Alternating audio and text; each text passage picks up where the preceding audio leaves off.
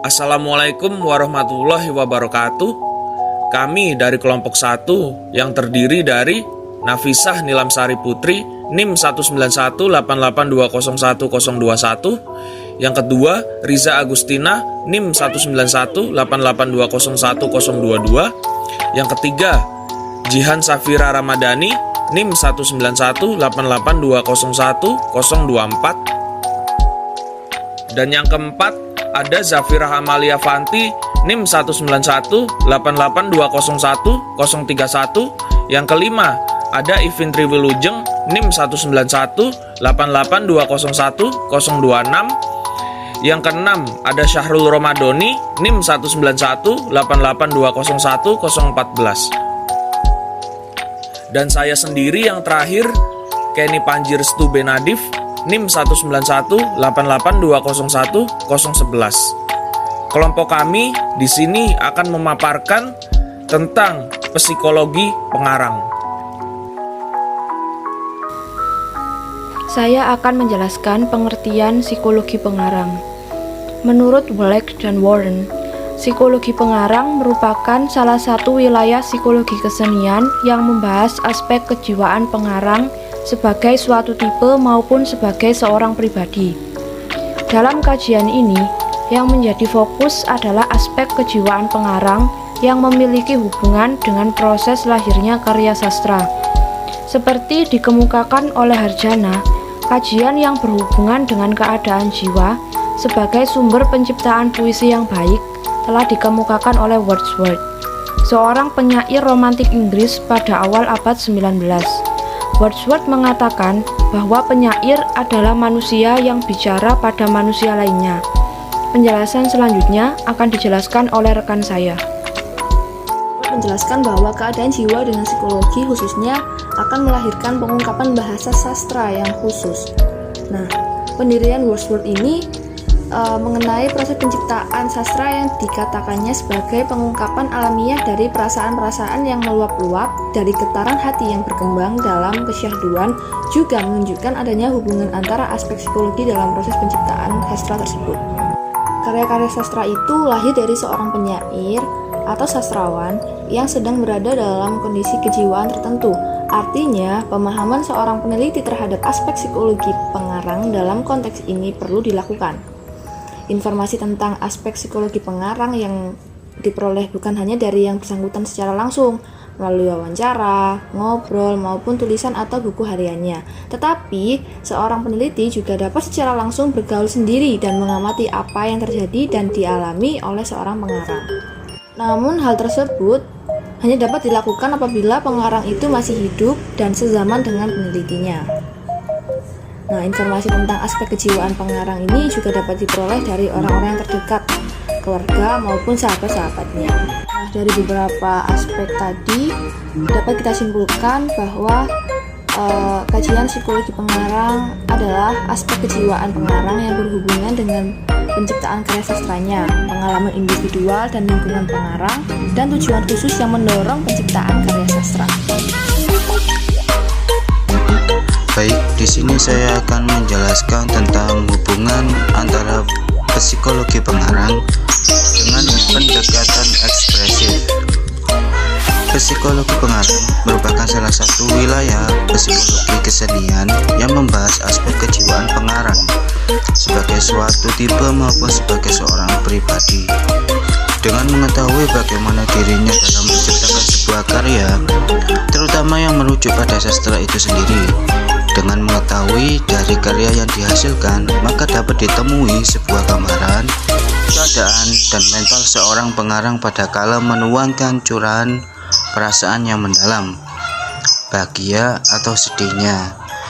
Psikologi pengarang yang merujuk pada fokus adalah aspek kejiwaan yang tentu ditandai dari hasil karya yang tercipta. Aspek wilayah kajian psikologi pengarang antara lain adalah aspek kejiwaan pengarang yang ditandai dengan hasil karya sastranya, pengalaman batin atau individu dari pengarang, dan tujuan terfokus pada hasil citra rasa dari sebuah karya sastra itu sendiri. Sedangkan pendekatan ekspresif terfokus pada kajian yang serupa melalui sebuah tahap mengkaji keberadaan pengarang selaku perilis karya sastra. Seperti yang telah dikemukakan oleh Abrahams dalam yakni, pendekatan ekspresif memandang dan mengkaji karya sastra, memfokuskan perhatiannya pada sastrawan selaku pencipta karya sastra. Dalam pendekatan ini mengacu pada karya sastra untuk hasil dari mendalami isi kejiwaan pengarang dengan melihat dari ekspresi sastrawan sebagai pencurahan gejolak perasaan atau luapan perasaan dari pemikiran sastrawan tersebut, atau sebagai kombinasi imajinasi sastrawan yang bekerja dengan pengetahuannya, pengalamannya, pemikiran atau suatu perasaan dari lubuk hatinya. Namun pendekatan ekspresif mempunyai cakupan kajiannya lebih luas karena tidak memiliki batas pada aspek kejiwaan pengarang saja. Hal yang dapat dikaji antara lain kehidupan sosial budaya dan di mana tempat pengarang dilahirkan dan berada di mana saat ia menghasilkan sebuah karya. Dengan begitu, hubungan keduanya saling mengikat, di mana psikologi pengarang mengkaji tentang keadaan jiwa pengarang, sedangkan psikologi ekspresif mengkaji lebih mendalam tentang keadaan pengarang dari berbagai aspek. Jika keduanya dipisahkan agak sulit, dalam artian untuk mendapatkan informasi dari kehidupan pengarang agak minim bila kedua aspek ini tidak saling mengikat. Selanjutnya adalah mengenai memori psikologi pengarang, di mana Endra Suara sendiri pernah mengatakan bahwasanya melalui ingatan, karya dapat dibangun menjadi sebuah karya yang intensif. Sebenarnya dari sepenggal kalimat yang pernah dikatakan beliau, kita dapat mengambil kesimpulan atau kita pernah berpikir sesuatu.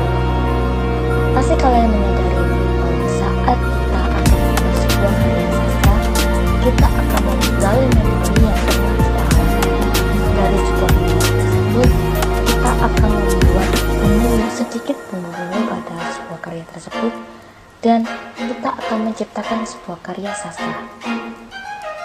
Tapi apa hanya sebuah memori yang pernah dialami oleh pengarang dari suatu karya itu sendiri? Tentu saja tidak, karena pengalaman yang pernah dialami oleh orang lain lalu didengar oleh sang pengarang tersebut, maka akan dijadikan sebuah ilham untuk membuat sebuah karya sastra.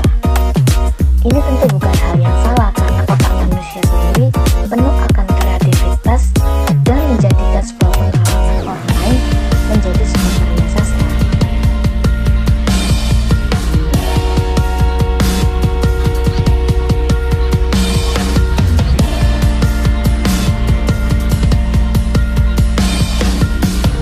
Maka dari itu, pada kajian psikologi sastra, memori dari psikologi pengarang terfokus pada saat kita mencermati sastra, di mana sastra sebagai analogi fantasi percobaan seorang penulis, seperti yang pernah dikatakan oleh White dalam buku yang dituliskan oleh Endra Suara pada tahun 2008. Apa yang dimaksudkan oleh White sendiri adalah saat kita mengamati sebuah karya sastra, maka kita akan membedah karya sastra tersebut hingga menemukan sastra adalah sebuah media fantasi yang terpikirkan, tertuang, tertulis, dan sebuah percobaan yang dilakukan oleh seorang penulis tersebut. Walau kita juga perlu untuk membedah satu persatu, meski membutuhkan waktu yang lama untuk dapat menemukan fantasi ataupun pengalaman asli yang terpikirkan oleh seorang pengarang tersebut. Memori yang menyelimuti pengarang sendiri sebenarnya dalam psikologi sastra terbagi menjadi 4. Pertama mengenai pikiran, perasaan, intuisi, dan sensasi. Keempat faktor dari psikologi tersebut, satu dengan yang lainnya saling melengkapi, jadi saling menambahkan atau saling melengkapi. Dunia pengarang sendiri tidak hanya mengembangkan satu tipe saja dari keempat tipe yang saya sebutkan. Karena jika hanya mengandalkan satu tipe saja, maka karya sastra tersebut dapat dikatakan kurang menyentuh, maka hanya seperti alurnya hanya datar saja. Tidak ada garam dalam sebuah sup. Mungkin itu adalah analogi yang cocok. Lalu dari keempat tipe tersebut, meskipun saling melengkapi, pasti hanya ada satu yang paling dominan yang tertuang dalam karya sastra. Itulah yang kita bahas pada memori psikologi pengarang. Saya akan melanjutkan penjelasan teori dari rekan saya. Kali ini saya akan membahas psikobudaya pengarang. Menurut Endra Suara, psikobudaya pengarang adalah kondisi pengarang yang tidak lepas dari aspek budaya. Kejiwaan pengarang dituntun oleh kondisi budayanya. Pengarang yang bebas sama sekali dari faktor budaya itu hampir tidak ada. Faktor budaya akan menyuplin secara halus dalam jiwa seorang pengarang. Pengarang tidak lepas dari budaya, pribadi, dan moral yang mengitari jiwanya. Oleh sebab itu, kreativitas pengarang sebenarnya merupakan cetak ulang dari jiwanya. Nah, kebanyakan pengarang dalam menggambarkan proses kreatif sastra pada dirinya yaitu dalam kesibukannya mengarang. Penciptaan sebuah karya dilakukan oleh seseorang dalam iklim budaya dan iklim sastra. Bahkan, dikatakan faktor budaya dan kesempatan sosial ikut menentukan karir seseorang. Pernyataan ini memang belum secara langsung terikat dengan iklim psikologis, namun tidak menutup kemungkinan bahwa budaya pengarang akan membentuk kejiwaannya. Secara lebih khusus, Ariety membedakan berbagai faktor sosiokultural yang kreativogenik. Faktor pertama adalah tersedianya sarana atau prasarana budaya. Nah, faktor kepengarangan memang tidak terelakkan dalam diri psikis seseorang. Pengarang yang hidupnya penuh lika-liku kultural tentu amat kaya jiwanya. Kemudian, faktor yang kedua adalah keterbukaan terhadap berbagai rangsangan kebudayaan, baik yang nasional maupun internasional. Indonesia memang beruntung karena memiliki kekayaan dan keberagaman budaya etnis yang tentunya memperluas dan memperbanyak wawasan dan pengalaman pengarang, apalagi juga mempunyai pengalaman mengenai budaya asing di luar negeri. Kemudian yang terakhir adalah timbulnya kemerdekaan pembahasan setelah masa tindasan atau pengekangan. Kondisi ini dapat menumbuhkan daya cipta para seniman, dalam hal ini sastrawan. Dari faktor budaya psikologis dapat diketahui bahwa pengarang tidak tunggal, akan tetapi pengarang adalah pribadi yang multirupa. Jiwa pengarang dapat diubah atau mengubah biasanya. Dalam konteks ini, berarti peneliti psikologi sastra perlu memperhatikan aspek budaya di sekitar pengarang. Pengarang yang hidup dalam lingkup budaya keras, marginal, ketidakadilan tentu berbeda karyanya. Budaya kota dan desa juga akan membentuk jiwa seorang pengarang. Dengan demikian, aspek psikis dapat dipengaruhi oleh situasi ekonomi, politik, budaya, dan sebagainya. Jiwa pengarang berarti merupakan perpaduan dari sekitar unsur pembangun estetika. Tugas meneliti di sini adalah menentukan sekian banyak unsur yang mempengaruhi psikis itu, sehingga makna hakiki akan tertangkap. Pengarang yang bagus tentu yang kaya akan unsur-unsur psikis tersebut, sekaligus mampu mengolah data karya sastra dalam karya sastra tersebut secara seksama. Terima kasih. Itulah yang dapat saya jelaskan. Kali ini saya akan menjelaskan tentang kepribadian pengarang. Kajian kepribadian berbicara tentang bagaimana seseorang memiliki kepribadian yang dibentuk dan dimodifikasi oleh pengalaman budaya, pengalaman unik, dan kejadian-kejadian yang dialami seseorang sehingga dapat mengetahui bagaimana tingkah laku seseorang. Hal ini sejalan dengan pendapat Hilgert dalam Alberto Minderhoff yang menjelaskan bahwa kepribadian mengacu pada pola karakteristik perilaku dan cara berpikir yang menentukan penyesuaian seseorang terhadap lingkungannya. Kepribadian dibentuk oleh potensi bawaan yang dimodifikasi oleh pengalaman yang sama dengan budaya dan kelompok subkultur dan pengalaman unik yang mempengaruhi orang tersebut sebagai individu. Jika berbicara pada karya sastra, kepribadian merupakan persoalan jiwa pengarang yang bersifat mendasar. Karya sastra dianggap mampu mencerminkan kepribadian pengarang.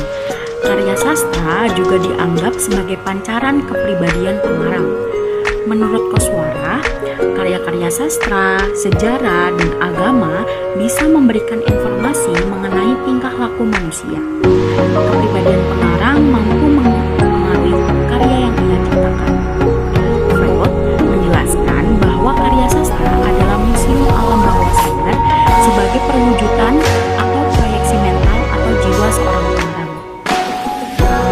Seperti contoh Fiersa Besari saat mendapatkan pengalaman-pengalaman dalam hidupnya dan melakukan petualangan-petualangan dan merasakan perasaan-perasaan seperti patah hati, kecewa, dan lain sebagainya. Lalu ia melakukan perjalanan-perjalanan mengelilingi Indonesia yang akhirnya ia tumpahkan dalam buku-bukunya. Artinya, pengarang mampu menciptakan sebuah karya sastra melalui pengalaman, gejala-gejala kejiwaan, dan proses kreatif. Maka dari itu, kepribadian pengarang tentu dapat mempengaruhi ruh karyanya. Endaswara juga menjelaskan beberapa ciri-ciri kepribadian kreatif, yaitu imajinatif, berprakarsa atau upaya inisiatif seseorang, memiliki minat yang luas, keterbukaan terhadap hal-hal baru atau rangsangan baru, mandiri dalam berpikir, rasa ingin tahu yang tinggi, jiwa berpetualangan, penuh semangat, energik, percaya diri, bersedia mengambil risiko, dan berani. Hal itu merupakan kepribadian yang kreatif, dan hal itu juga dapat dikenali pada diri seorang pengarang. Sekian dari kelompok kami, bila ada salah kata mohon dimaafkan. Kami akhiri, wassalamualaikum warahmatullahi wabarakatuh.